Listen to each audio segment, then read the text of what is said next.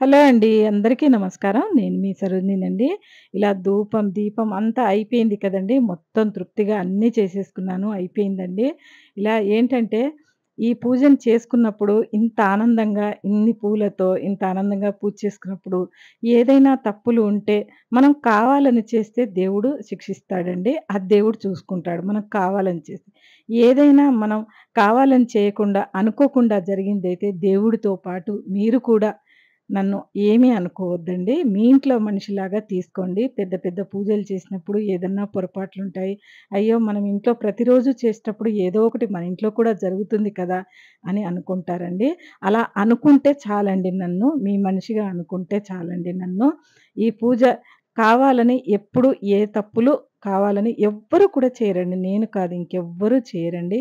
ఈ కదంబం పువ్వెనక చెప్పారండి. నేను కూడా తెలుసుకున్నాను అక్కడక్కడ. అంటే అది పెట్టడం వల్ల ఏంటి, ఆ పువ్వేంటి అనేది కొంచెం నేను యూట్యూబ్‌లో అప్పుడప్పుడు చూస్తూ ఉంటాను కదండీ!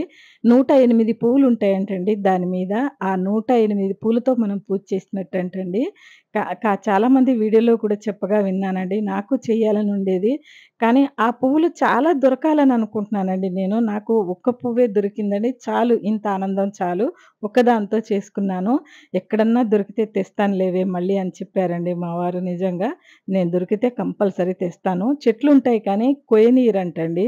ఆయనకి ఎక్కడో చూసాడంట కానీ, వాళ్ళు కొయ్యనీరేమో మనమెందుకు అడగటం ఎందుకు? అడిగితే కూడా ఇవ్వరు. అనవసరంగా ఎందుకు? ఎక్కడో కనపడ్డాయంట దారిలో. కానీ మనం ఊర్లో ఎమ్మటి ఎటన్నా వెళ్ళినప్పుడు బస్సులో నుంచి కనపడతాయండి. అవి అడవులలో అట్లా ఉంటాయంట. కనపడతాయి.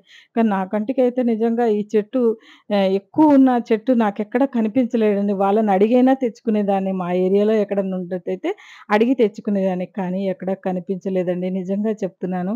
ఎప్పుడూ చూడలేదా అని అనుకుంటారు మీరు. నిజంగా చెప్తున్నాను. నేను ఎప్పుడూ చూడలేదు ఈ పువ్వుని.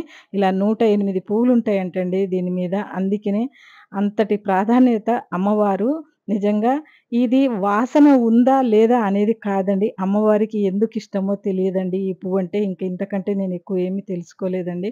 కానీ నా ఆనందం మాత్రం రెట్టింపయిందండి ఈ పువ్వు చూసి. ఎప్పుడు పెట్టుకోలేదని. వీడియో నచ్చితే లైక్ చేయండి, షేర్ చేయండి, కామెంట్ చేయండి. Thank you. వీడియో